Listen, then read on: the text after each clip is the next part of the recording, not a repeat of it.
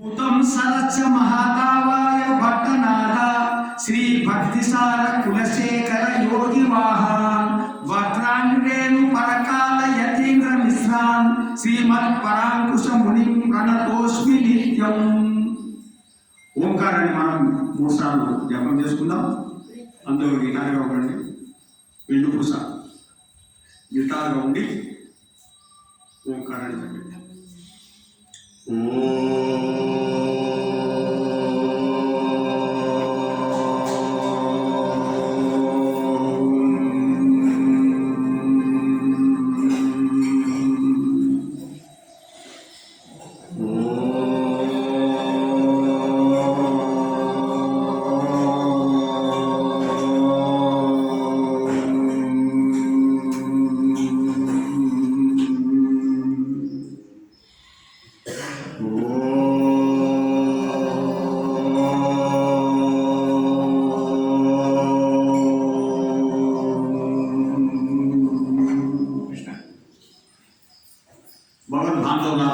అందరికీ హృదయపూర్వక వందనాలు. అందరికీ మరి మకర సంక్రాంతి శుభాకాంక్షలు తెలియజేస్తూ ఈరోజు మనం 30వ పాసురం. ఇది ఈ 30వ పాసురంలో ఫలశ్రుతి అంటే మనము ఈ తిరుపాయి వ్రతం చేసినందుకు ఫలం ఏంటిది అని మనకు అమ్మవారు తెలియజేస్తుంది. ఫలశ్రుతి అంటారు దీన్ని. ఫలశ్రుతి అంటే ఏది వ్రతం చేసినా ఒక ఫలం ఉంటుంది కదా, ఆ ఫలం ఏంటిది? ఆనాడు రేపల్లలో గోపికలు శ్రీకృష్ణ సంశ్లేషం పొందిరు. అంటే శ్రీకృష్ణుని ఆయన యొక్క కైంకర్యాన్ని పొందిరు గోపికలు ఈ వ్రతం ఆచరించి. అదే వ్రతాన్ని అనుసంధానం చేసి గోదాదేవి కూడా శ్రీరంగనాథునిలో కలిసిపోయింది, అంటే ఐక్యమైపోయింది. ఇది అంటే శ్రీరంగనాథుడు ఈరోజు భోగి అదా. ఈ భోగి రోజట శ్రీరంగనాథుడే ఈ యొక్క విష్ణు చిత్తునికి చెప్పాడట, నువ్వు గోదాదేవిని తీసుకొని శ్రీరంగ క్షేత్రానికి రావాల్సింది. అప్పుడు పెరియాల్వార్ అంటే ఎవరు? విష్ణు చిత్తుడు. ఈ విష్ణు చిత్తుడు తన శిష్యుడైనటువంటి వల్లభరాయుని అందరిని తీసుకొని గోదాదేవిని పల్లకిలో కూర్చుండబెట్టుకొని శ్రీరంగ క్షేత్రానికి వెళ్ళాడు. అక్కడ అందరూ చూస్తుండగా శ్రీరంగనాథుని యొక్క విగ్రహంలో గోదాదేవి కలిసిపోయింది. ఇది ఈ యొక్క ఫలశ్రుతి. అదేవిధంగా ఏదైతే గోపికలు ఆనాడు పొందిందో, ఏ విధంగా అయితే గోదాదేవి కలియుగ ప్రారంభంలో ఏదైతే ఫలం పొందిందో, అదే ఈ భూమి మీద ఎవరైతే ఈ 30 పాసురాలు భక్తితోని శ్రద్ధతోని ఈ తిరుపతి వ్రతాన్ని ఎవరైతే ఆచరణ చేస్తారో వాళ్ళందరూ కూడా ఏ విధంగా అయితే గోదాదేవి ఫలం పొందిందో అదే ఫలం పొందుతుందని గోదాదేవి మనకు మంగళ శాసనం చేసింది. అందుకోసమే ఇంత భక్తితో మరి అందరూ ఈ 30 రోజులు ఈ చలికి దీనికి తట్టుకొని నిలబడి ఈ తిరుపతి వ్రతం చేద్దామని ఒక సంకల్పం చేసుకొని ఆ యొక్క పరమాత్మని అనుకున్న వల్ల అందరూ ఈ యొక్క 30 పాసురాలు శ్రద్ధతోని భక్తితోని విశ్వాసంతోని పారాయణం చేసి ఆయన కృపకు మీరందరూ పాత్రలు కావాలని కూడా హృదయపూర్వకంగా నేను కోరుకుంటూ ఆ అమ్మవారి యొక్క మంగళ శాసనాలు మన మీద ఉండాలని మనస్ఫూర్తిగా కోరుకుంటున్నాను. అయితే మనకు ఈ తిరుపతి వ్రతము అన్ని కోరికలు ఇస్తుందండి. ఏది కోరిక అది అంటే పెళ్లి కాని వాళ్ళు కన్యలు, వాళ్ళకి పెళ్లి కావాలంటే ఈ వ్రతం చేస్తే పెళ్లి అవుతుంది. సంతానం లేదు, సంతానం కావాలంటే ఈ వ్రతం చేస్తే సంతానం లేదు. దళితులు ఉన్నారు, వాళ్ళకు డబ్బు కావాలి, ఐశ్వర్యం కావాలంటే ఈ వ్రతం అంటే భక్తి శ్రద్ధతో చేస్తే సంపూర్ణంగా దొరుకుతుంది. ఈ వ్రతం చేయని వాళ్ళు కూడా కేవలం ఈ 30 పాసురాలని అర్థతోని అనుసంధానం చేసినా కూడా గోదాదేవి ఏ ఫలం పొందిందో ఆ ఫలం పొందింది అని మనకు మంగళ శాస్త్రం చేస్తున్నది అమ్మవారు. 30 పాసురాలు కేవలం చేసుకోవడం. అయితే ఇప్పుడు ఈ పాసురాన్ని అనుసంధానం చేస్తున్నాం. ఏమా வங்க கடல் கடையந்த மாதவனை கேசவனை திங்கள் திருமுகத்து செய்யிலையார் செந்திரஞ்சி அங்கப்படை கொண்ட வார்த்தை அனுப்புதுவை பைங்கமலத்தன் தெரிய பட்டர் பிரான் கோடை சொன்னா சங்க தமிழ் மாலை 30 தப்பாமே இங்கு இப்படி சிறைப்பார் இடிரிண்டு மாலவரை தோல் செங்கன் திருமுகத்து செல்வம் திருமாலால் எங்கும் తిరువరం పెట్టు ఇంబువరం బావా. ఈ పాశ్రంలో మాధవ కేశవ అని 2 నామాలు తీసుకొచ్చాను. ఇంకొకటి ఈ పాశ్రంలో అమ్మవారు నేను ఎవరిని అని పరిచయం చేసింది. 29 పాశ్రాలలో అమ్మవారు తన యొక్క పేరు కానీ తన ప్రసక్తి కానీ చెప్పలేదు. ఈ పాశ్రంలో చెప్పింది కదా. ఏమని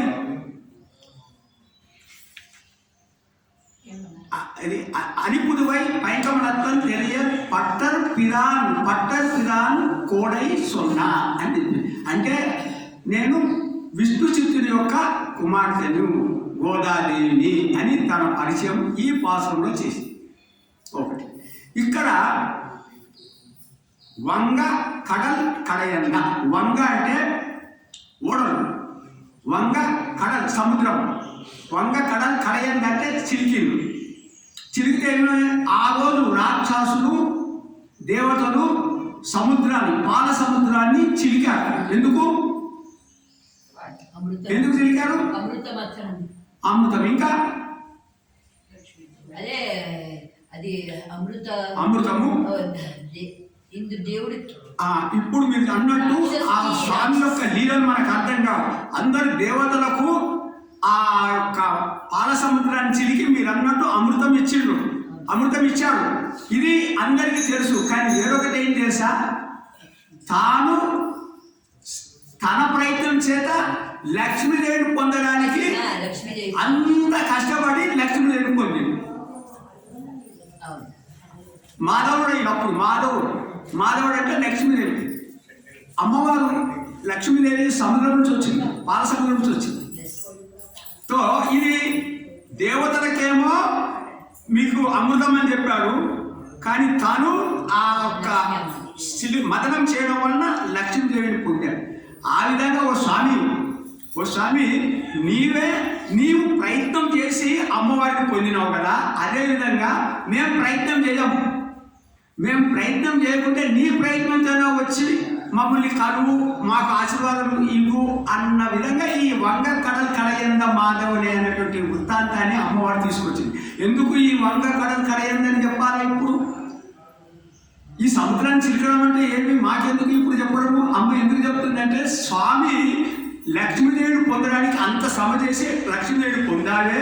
మేము 5 లక్షల మంది గోపకన్యలు ఉన్నాము, నీ గురించే మేము ఎదురు చూస్తున్నాము.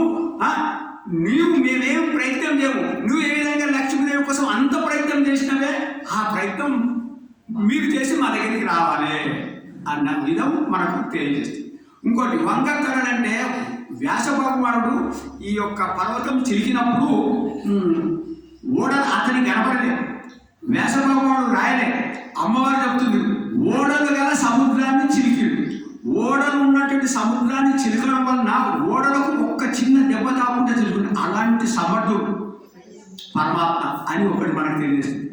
సముద్రాన్ని చిలికినప్పుడు ఓడలు ఉన్నాయి, ఆ ఓడలకు ఏమాత్రం ఇబ్బంది కలగకుండా, ఏమాత్రం దెబ్బ కలగకుండా చిలికినటువంటి ఘటనా సమర్థుడు స్వామి నువ్వు అని చెప్పడం. రెండోది సముద్రాన్ని చిలుకుతున్నాను అనుకో, సముద్రాన్ని చిలుకుతుంటే ఆ యొక్క పర్వతమే ఒక ఓడలా కనబడ్డదని అందుకోసం అమ్మ ఓడలు అంటది. రెండోది మనం సముద్రాన్ని దాటాలంటే మనకు ఓడ కావాలి, అప్పుడే మనం సముద్రాన్ని దాటుతాం. ఈ సంసార సాగరాన్ని దాటాలంటే మనకు ఓడగా ఎవరు కావాలి? సాక్షాత్ పరమాత్మ కావాలి. ఆ పరమాత్మను ఆశ్రయిస్తే ఈ యొక్క సంసారం అనే సాగరం నుంచి మనం కూడా బయటికి వస్తాం. అంటే రంగనాథుని అంటే శ్రీకృష్ణ పరమాత్మని ఆశ్రయించాలని ఒక విధంగా మనకు తెలియజేస్తుంది. వంగ కడల్ కడయంద మాధవుని. ఆ విధంగా నువ్వు లక్ష్మీదేవికి భర్త అయినావు. మా అంటే లక్ష్మీ దవంటే భర్త, మాధవుడైనవు. కేశవ అంటే కా అంటే బ్రహ్మ, ఈశ అంటే శంకరుడు, కేశవ అంటే కా అంటే బ్రహ్మ, బ్రహ్మని రుద్రుని శివుణ్ణి కూడాను నియమించినటువంటి వాడు స్వామి, అందుకోసమే కేశవ అని ఒకటి. ఇంకోటి కేశవ అంటే ఏంటిది, కేసి అనే రాక్షసిని సంహరించుడు పరమాత్మ, అందుకోసం కేశవ. ఇంకోటి కేశవ అంటే ఇంకోటి ఒక్కొక్కరు తిరిగి ఆలోచిస్తారు. ఈ క్షీరం సాగర్ మందిరాన్ని చెల్లుతున్నప్పుడు ఇలా ఇలా అంటాం కదా, ఈ ముడి ఊడిపోయింది, ఈ కేశవుని ఇట్లా వెళ్ళిపోయింది, అందుకోసమే కేశవ అని. ఈ రకంగా కేశవ అన్నప్పుడు 3 అర్థాలతో మనము అర్థం చేసుకోవచ్చు. అంటే భక్తులు కానీ మనకు అట్లా అందిస్తారు అనమాట. దాన్ని మనం తన్మయత్వం చెందాలి. మాధవ అంటారు కదా, మాధవ కేశవ అంటే మనకు పాల సముద్రం ఇవన్నీ జ్ఞాపకం రావాలి. అప్పుడు మనం ఇంకా అందులో నిమగ్నమవుతామని నేను అనుకుంటున్నాను. வங்கக்கடல் கடையந்த மாதவனை கேசவனை திங்கள் திருமுகத்து செய்யலைయారు சென்றி ఇరంగి. తింగల్ అంటే పరిపూర్ణ చంద్రుడు. మనకు పరిపూర్ణ చంద్రుడిలాగా గోపికల యొక్క ముఖానందం ఉన్నదట. ఎందుకున్నది, శ్రీకృష్ణ దగ్గరకు వచ్చినాడు గోపికలన్న. ఈ గోపికలు గోదాదేవి శ్రీకృష్ణ దగ్గరకు వచ్చినప్పుడు వీరముఖం కూడా పరిపూర్ణమైన చంద్రబింబం ఎలా ఉంటుందో అలా ఉన్నది. ఎందుకు, మనకు ఇది తిరుమేని సెంగన్ కతిరియ ముదే ఎంబోల్ ముఖత్తాన్. ఎలాంటి వాడు శ్రీకృష్ణ పరమాత్మ మనకు మొదటి భాషలో చెప్పింది. కతిరి ముదే ఎంబాల్ ముఖత్తాన్, చంద్రుడు సూర్యుడు కలిసిన ముఖం కలిగినటువంటి ఓ స్వామి, అలాంటి స్వామి కాబట్టి ఈ గోపికలు ఆయన దగ్గరకు వచ్చినప్పుడు ఆ స్వామి యొక్క వెలుతురు వీళ్ళ మీద పడి వీళ్ళు కూడా అంత పూర్ణంగా వెలిగిపోతున్నారు. తో తింగల్ తిరుముగత్తు సెయ్యిలయ్యా, అక్కడ వెళ్ళి సెండ్రి వెళ్ళి సెయ్యిలయ్యాలు సెండ్రి ఇరంగి స్తోత్రం చేసింది. సెయ్యిలయ్యాలంటే విలక్షణమైన ఆభరణాలు, విలక్షణమైన ఆభరణాలని సెయ్యిలయ్యాలని. ఇక్కడ ఎలాంటి విలక్షణమైన ఆభరణాలు అంటే జ్ఞానము, భక్తి, వైరాగ్యం ఉన్నటువంటి వాడు. అంటే మనకు జ్ఞానము, భక్తి, వైరాగ్యం. ఒకటి చెప్తా, భాగవతం వింటే మనకి ఏమవుతుందంటే మనకి ఏంటి జ్ఞానం కావాలా, వైరాగ్యం కావాలా, ఇదేంటిది అని అనుకుంటాం. బాగా భాగవతం వింటే లోతైన సారం అంటే విన్నా కాబట్టి ఆ భాగవతం సారం విని పెద్దలు చెప్పినది అని చెప్తున్నా. భక్తికి 2 కొడుకులు ఎవరు, జ్ఞానము, వైరాగ్యం. కొందరు జ్ఞానాన్ని పట్టుకొని జ్ఞానమే కేవలం పట్టుకొని పరమాత్మ దగ్గర పోదామనుకుంటారు కానీ పోలేరు. ఆత్మ దర్శనం చేసుకోగలుగుతారు. నా మాట పెద్దలు చేస్తున్నారు. జ్ఞానం వలన బాగా జ్ఞానం సంపాదిస్తే ఈ యొక్క రామాయణం బాగా చదివినారు, కానీ ఆత్మ గురించి తెలుసుకుంటాడు, పరమాత్మను తెలుసుకోవాలి. ఈ జ్ఞాని కూడా పరమాత్మను ప్రేమించాలి, అప్పుడే పరిపూర్ణ. ఇప్పుడు భక్తి ఉన్నవాళ్ళు, ఇప్పుడు గోపికలు కానీ గోదాదేవి కానీ ఏం చేసినారు, పరమాత్మను పట్టుకున్నారు. పరమాత్మ దగ్గరికి పట్టుకున్నారంటే పరమాత్మని ప్రేమించరు. పరమాత్మని ప్రేమించరు కాబట్టి ఆ పరమాత్మనే జ్ఞానం ఇస్తున్నాడు. ఆ తర్వాత నువ్వు పరమాత్మ దగ్గరికి పోతున్నావు కాబట్టి భక్తితోనే పరమాత్మ జ్ఞానం ఇస్తున్నావు. పరమాత్మ దగ్గరికి పోతున్నావు కాబట్టి సంసారానికి నువ్వు దూరం అయిపోయినావు. సో వైరాగ్యం వచ్చేసింది. సో భక్తి పట్టుకుంటే చాలు, నువ్వు భక్తితో ఉంటే నీకు జ్ఞానం వస్తుంది, వైరాగ్యం వస్తుంది. సో ఇదనమాట. చెయ్యిలు అయ్యారంటే విలక్షణమైన ఆభరణాలు అంటే భక్తి, జ్ఞాన, వైరాగ్యం. మనం ఏం అక్కర్లేదు, భక్తితో ఉంటే చాలు, పరమాత్మనే జ్ఞానం ఇస్తాడు, మనకు వైరాగ్యం దొరుకుతుంది. అందుకోసమే గోపికలు కూడా కేవలం భక్తి, కేవలం భక్తి.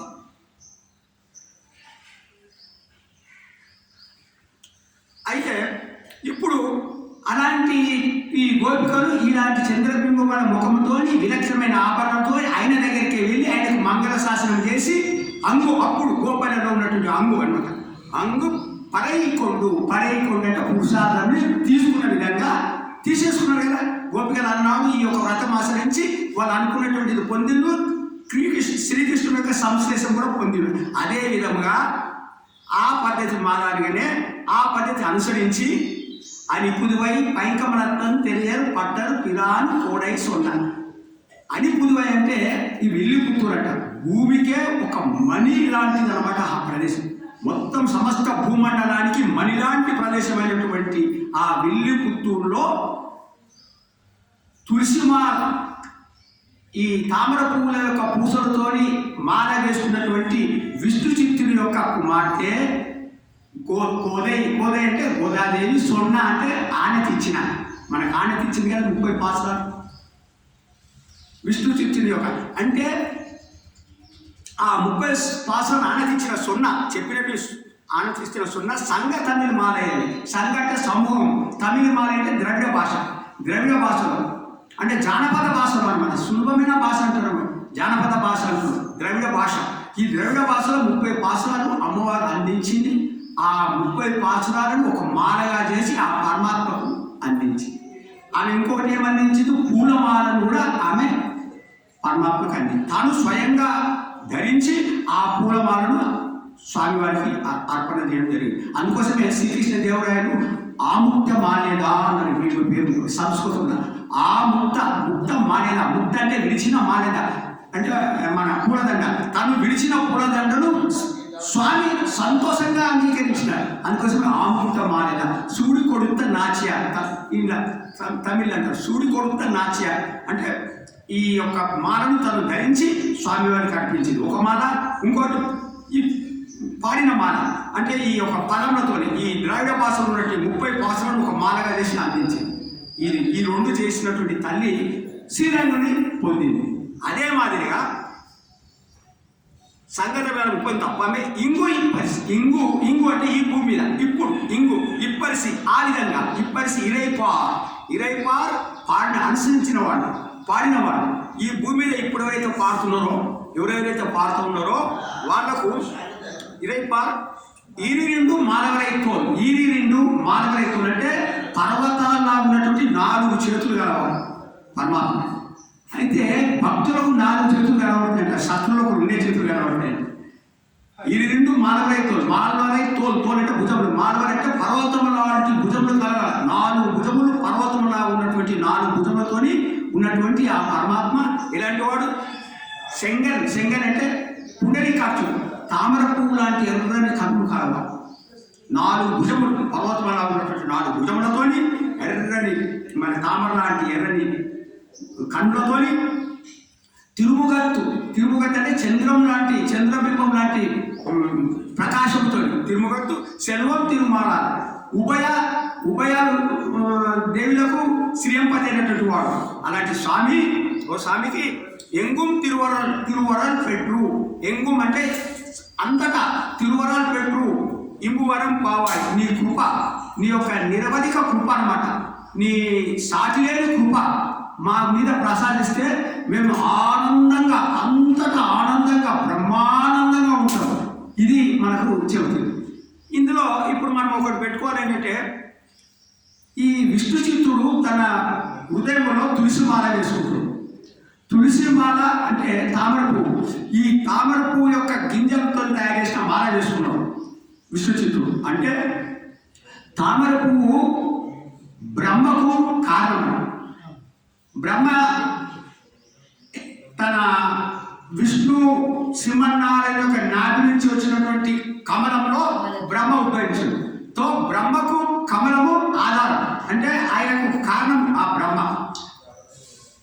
ఆ తామర పువ్వు యొక్క విత్తనాలనే, ఆ తామర పువ్వు విత్తనం గింజ, ఆ గింజ పరమాత్మకు మూలం కదా. గింజ నుంచే కదా ఈ పువ్వు వస్తుంది. ఈ గింజ అంటే ఎవరు కదా, పరమాత్మ నుంచి పువ్వు వచ్చింది. ఆ పువ్వులో బ్రహ్మ, అంటే బ్రహ్మకేమో పువ్వు ఆధారం అయితే ఈ పువ్వు అయినటువంటి గింజకు మూలం ఎవరు, పరమాత్మ అంటే శ్రీమన్నారాయణ. ఆ శ్రీమన్నారాయణ అయినటువంటి ఆ గింజను విష్ణు చిత్తుడు హృదయంలో వేసుకున్నాడు. అంటే విష్ణు చిత్తుడు హృదయంలో ఎప్పుడు రంగనాథుడు ఉంటాడు అని మనకి. శ్రీరంగనాథుడు అంటే విష్ణు చిత్తుడు అలాంటి వాడు. అందుకోసమే ఇక్కడ చిన్నగా ఉన్నప్పటి నుంచి గురువు అవుతాడు గోదాదేవి. చిన్నగా ఉన్నప్పటి నుంచి శ్రీరంగనాథుని యొక్క దివ్య చరిత్రలు అన్నీ వినిపిస్తూ వచ్చాడు. ఎవరు, విష్ణు చిత్తుడు. చిన్నగా ఉన్నప్పటి నుంచి విని విని విని విని విని విని ఈ యొక్క రంగనాథుని యొక్క కథలు, ఆయన యొక్క ఆనందము, ఆయన యొక్క సుందరమైన స్వరూపము, ఆయన మంగళ గుణాలు ఇవన్నీ ఆమె మనసులో శ్రీరంగనాథుని వివాహం చేసుకుంటే తరం జరిగింది. అంటే గురువు, ఈ అమ్మవారు మనకు ప్రతిసారి మనకు ప్రతి పాసంలో గురువు గురువు గురువు గురువుని ఆశ్రయించితేనే మనం పరమాత్మను ఆశ్రయిస్తాము. అందుకోసం ఇక్కడ విష్ణు చిత్తుడు తన యొక్క తండ్రి పేరు చెబుతూ, విష్ణు చిత్తుడు ఎవరంటే ఆయన దగ్గర నేర్చుకునేది గురువుగా. కాబట్టి అలా వినడం వల్లనే పరమాత్మ మీద ప్రేమ ఉదయించింది.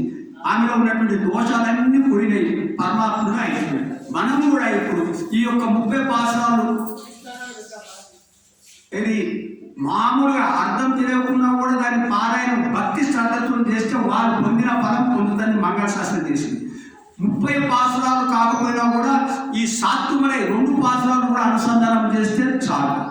అర్థంతో అనుసంధానం 30 పాసురాలు చేస్తే సంపూర్ణమైనటువంటి మనకు ఇది కృప జరుగుతుంది. పరమాత్మ శ్రద్ధ భక్తితో చేస్తే మామూలుగా మనం పాసురాలు చదివినా సరిపోయింది. ఒక పాసురానికి 1 నిమిషం పడుతుంది. నేను చూసిన 20 నిమిషాలలో 30 పాసురాలు చదవచ్చు. అంత ఈజీగా మనకు మీరందరూ ఇంత కష్టపడ్డారు, వచ్చేస్తుంది మనకు. మార్గలి తింగల మధ్య నిరందై నన్నా నీరాడ పొదివినో నైన్లై ఇరిసీరు మడుగు మాయిపాడు సెల్వం సిరు మీదుగా గురువే కొడందలి నంద ఓపన్ కుమార నీరానందకని యశోద ఇలం సింగం కాల్మేని సెంగన్ కరి మొది ఎంబోల్ మొగత్తాన్ నారాయణ నమకే పరి తరువాన్ పాడోలో పుగల్ పడి ఇందేలో రెవ్వావాన్ వయత్తువా నీరా నామం నమ్మాడుకు చెయ్యి కిరిసైగల్ కేరిలో పాకడం పయ్యత్తు ఇళ్ళపరం నడిపాడి నెయ్యన్నోం పాలన్నోం నాట్కాడే నీరాడి వైట్టలిదో మరణిట్టు నామయం చేయదలు చేయం తీకుడే చెందిన అయ్యం పిచ్చి ఆనందం కైకాటి ఉయ్యం వారిని ఉందేలో రెవ్వావాయ్ ஓய்வரந்த உத்தமம் பேர்பாடி நாங்கள் நம்மளுக்கு சாதி நீராடினா தீங்கிரினார் எல்லாம் திங்கள் மும்மாறு போயது ஓங்கு பேர் சின்ன கைவிழா பூங்கொலை போதிருக்கிற ஒன்று கண்படுப்பா தெங்காதே புக்கிரிந்து சீர்த்தமை பத்தி ஒக்க கூட நிற்கும் வல்லர் பெரும் சொற்கள் నీగానే శివం నిరంతేలో నింబావాయ్. అది ఈ రకంగా మనము మెల్లగా పరమాత్మలో మనం మెరుగని ప్రయత్నం చేద్దాం. అందరికీ ఫలశ్రుతి ఆ యొక్క రంగనాథుని యొక్క కృప, ఆ గోదావరి కృప అందరి మీద ఉండాలని, ఎవరైతే ఈ యూట్యూబ్ ద్వారా దీన్ని వింటున్నారో వాళ్ళు కూడా ఆ యొక్క రంగనాథుని కృప, గోదావరి కృప నిండుగా ఉండాలని ఉదయపూర్వకంగా ప్రార్థన చేస్తూ ఈ యొక్క పాఠశాల మనం హరే నమః హరే నమః హరే నమః.